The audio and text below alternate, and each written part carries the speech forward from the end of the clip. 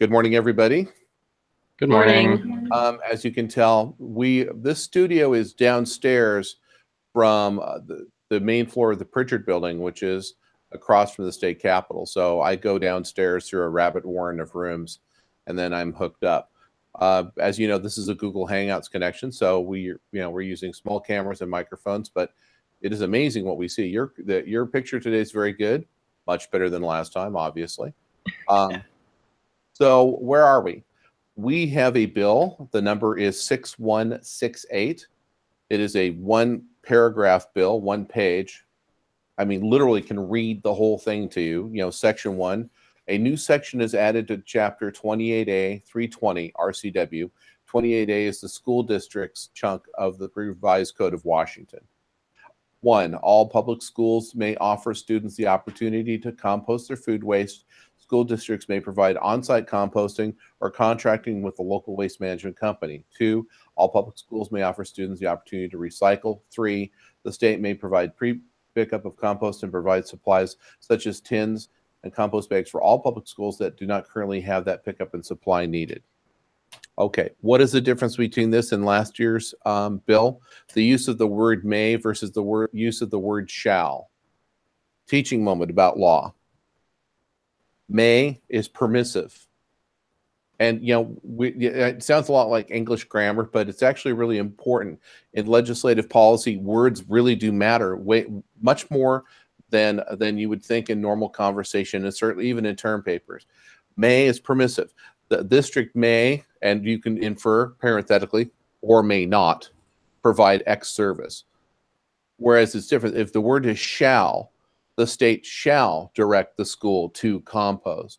Last year's bill, we were actually at the shall directive, and that caused a lot of concern and problems both with Waste Management of America, which is the nation's largest garbage collection recycling company, who also provides garbage service for you guys at your school district, as well as the Department of Superintendent of Public Instruction, because they were trying to figure out how much it would cost to put recycling and composting in the state's 296 school districts. So this bill, in some ways, if you're an environmentalist, you could say it's watered down. But another lesson about legislative policy is we have to get a nose in the door. You can't, in terms of the law, if you don't have a statute to amend, you can't fix the problem. So many times we go through the legislature trying to find the perfect solution to a problem instead of getting a start on a solution and then coming back. One of the lessons I've learned as a lobbyist is that you have to get people to agree and be comfortable with solving the problem. Most of the time, you know, the problem is denied. Here's a really good example that happened in the news today. The 20-year-old gentleman who's the number 2 quarterback at Washington State University. He committed suicide last night. Now, a lot of times we try to create a worldview of a fair and just world, that obviously there was something wrong with him. No, we don't know what happened because we're not inside his head. When you look at the Me Too movement and other big, complicated social issues, we often try to solve the global problem with a simple solution. Whereas instead, if you look at other stuff, such as gay marriage, or let me get less controversial topics, but even auto safety and consumer protection, we have to bring the voter, the body public, into the solution step by step. For a number of years, people did not want to talk about anything related to sexual minority rights or minority rights at all because it was too uncomfortable. People got, you know, creeped out talking about it. But now, of course, we've gone from the, oh my God, not in polite company to well, I have a cousin, uncle, brother, friend, coworker who is such and such too. Oh, why aren't we doing this already? When it comes to recycling and carbon change, climate change, we are in this unique window now where we have to change people's opinions. We have to make them understanding and comfortable with what's being proffered. How many of you have ever let me phrase the question differently. What would you do if one of your friends threw something out the window in the freeway? Would you be really shocked or surprised? I mean, it's considered bad form, right? It's not considered a really good thing to do. So has anybody in the room done it? Probably. You know, no need to name names. If you know somebody, just keep it to yourselves for now. But what I'm trying to talk about is this is an opportunity for us to talk about changing the conversation, getting people to understand that something as simple as recycling food waste, composting, aggressive recycling of plastic, especially plastic bottles, is something worthy to look at. So here's where we are. We have asked for a hearing on the bill. You're, as a class, all of you have to now write emails through Mr. Dawson and his coordination to request a bill. So to do that, we're going to be writing emails to Senators Patty Curderer, your local state senator. In that email, you will thank her for introducing the bill and ask for a hearing. You also have to also write to Senator Wellman, who is the chair of the Senate Education Committee, and also ask her for a hearing. And you guys need to get on that right away because we are running out of time to hear the bill. We have basically 2 weeks.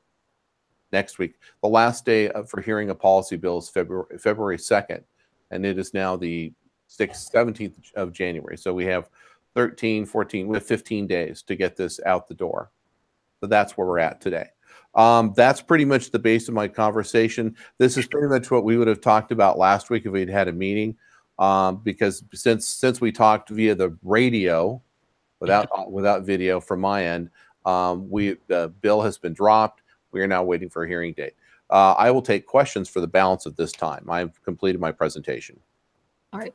So just real quick on the writing the emails, is it best that I write one email that is signed by a bunch of people, or should I have like all my students send emails to these people?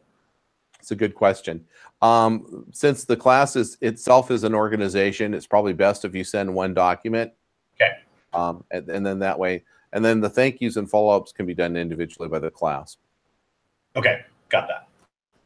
Okay, so you mentioned that in order to get this bill, to get a solution passed, we might need to pass something with a little bit different wording, which we've done.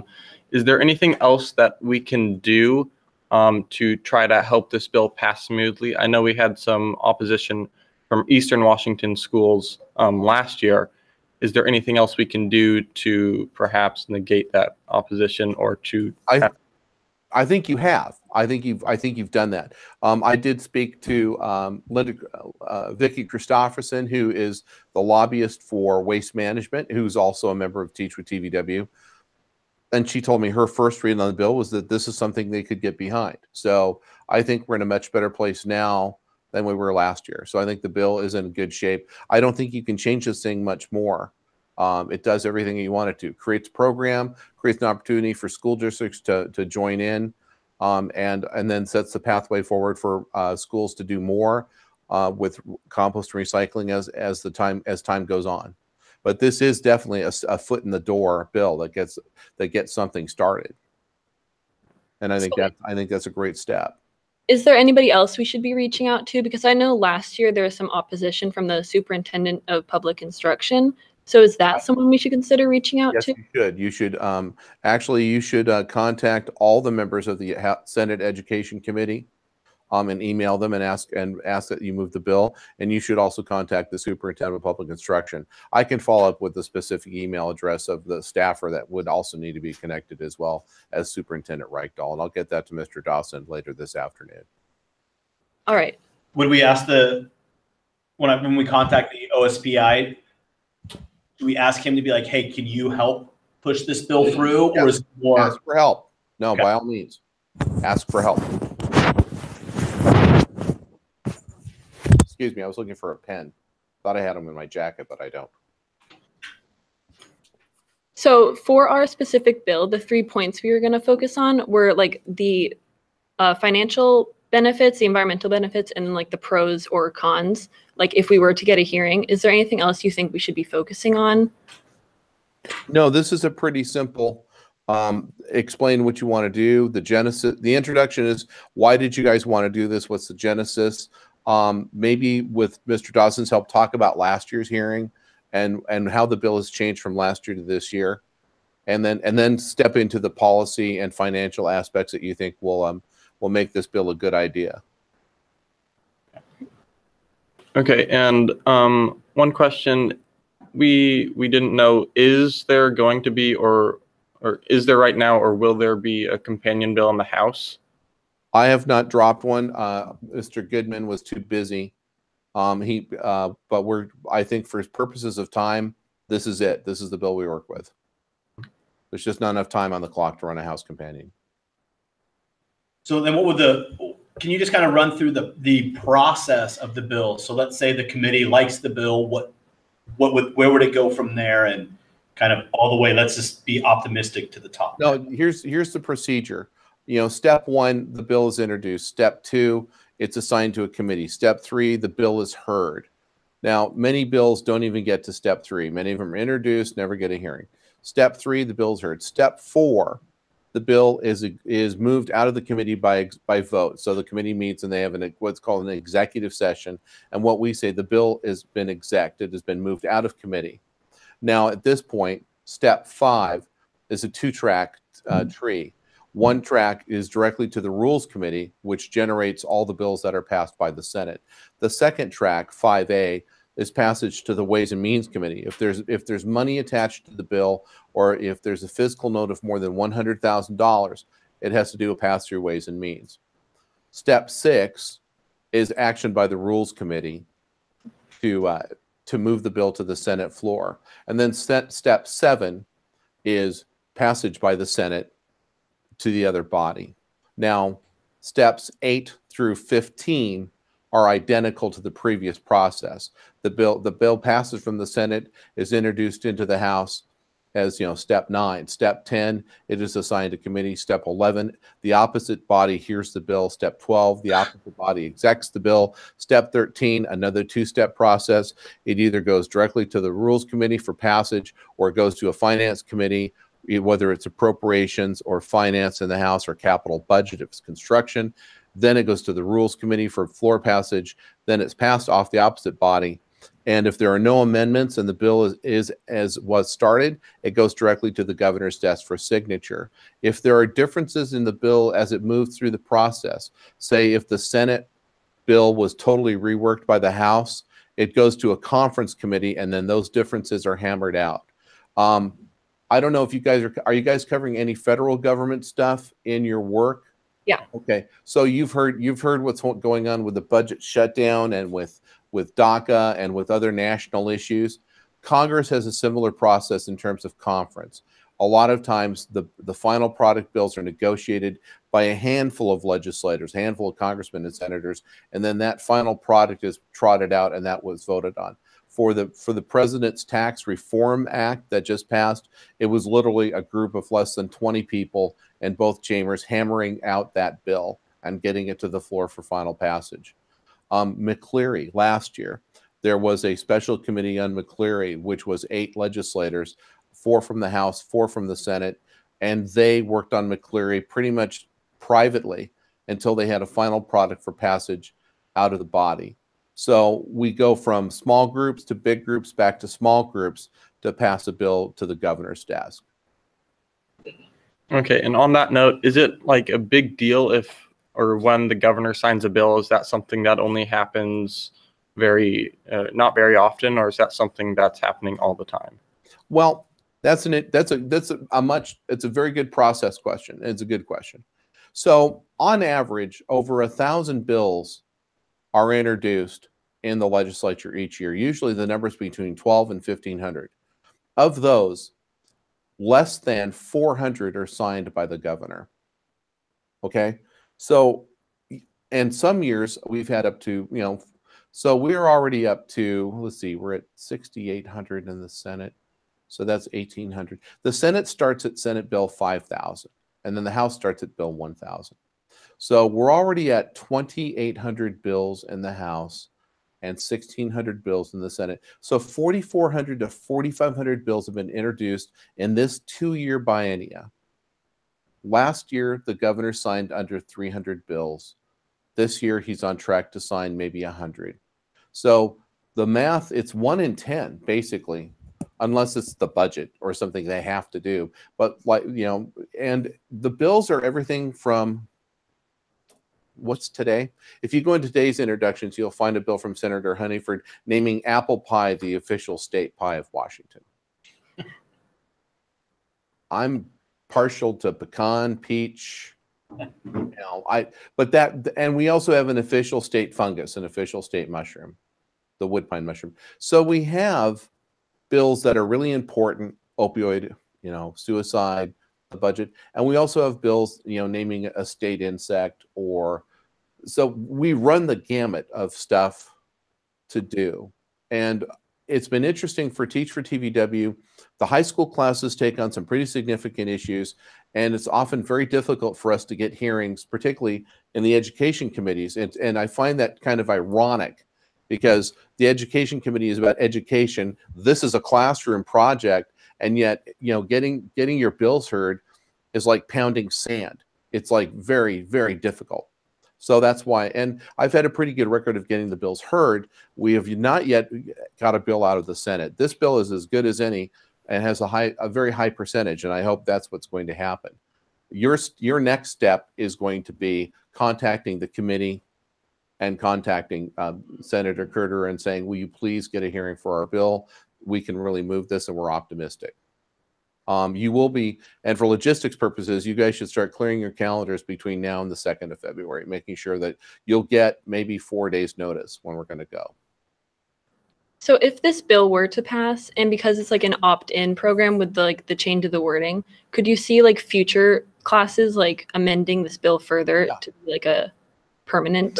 The next step is you create a pilot program, and or you start changing the population parameters so that school districts over 20,000 students you start mandating it for bigger districts in urban areas. So yeah, there's a pathway to work the bill for a long period of time. But first, you know, we have to get our foot in the door, and we have to have something to work on. Mr. Dawson, you're about 13 minutes, a little under. Okay. So just so you said again, we would have at least 4 days notice to get things like organized on my end. Yeah, calendars come out Wednesday night, but realistically, if we need to know Wednesday, Thursday, Friday of this week will be tonight, tomorrow, and Friday. That's part of my job, is to actually go to the education committee and try to get a date out of them. Okay, that's fine. Like I said, it's just my one of my fears was it would be like, yes, okay, fine, you have a hearing. It's tomorrow morning, and I wouldn't be able. Well, what I'm more concerned with, yes, we'll have a hearing. It'll be in March. It'll be at the end of session, so the bill can't go anywhere. And in a 2-year session, that's really frustrating, because then it's a mercy hearing. You guys are being heard yet again, and no, we're not moving your bill, but thanks for coming. That's, you guys are smart enough to know when you're being pandered to. I mean, you're not stupid, and you're not babies. You're young men and women now. So legislators should figure that out, that you guys know when you're being shined on. And it's frustrating for me too. Okay. So how many more times would we have to amend this to get it back to the wording that it was last year? So I know you said that we'd start. You just run the original bill again as an, if you, let's assume the bill gets passed and signed into law as the basis of your question. So the following year, it's like, well, let's tighten this up. And so we would go into the existing statute. This would be an amendment to 28A 320. And then we would go to 28 320, and then assuming this section is in, we would go back in and we would start adding language, and we'd run a new bill the following year saying, we're amending 28A, this recycling program, we're going to make more aggressive, and we're going to scale it up. Mm-hmm. So that's how you do it. On a note from earlier, is there any major differences in like the federal process, like versus like the state? There are several technical differences. Congress has rules that are much more permissive about how many things you can attach to a bill to pass it out. That's why you often hear, particularly with budget and other bills, you hear about riders. You hear about, why is the Defense Appropriations Bill have something about national parks, or why does the Defense Appropriations Bill have something about Boeing that's unrelated to military aircraft? So the Senate, particularly in Congress, has very permissive rules. The legislature has a subject and object rule about what happens. The same with initiatives. You can't have multiple topics in a bill. You can also not attach things to a bill that are not germane to the act.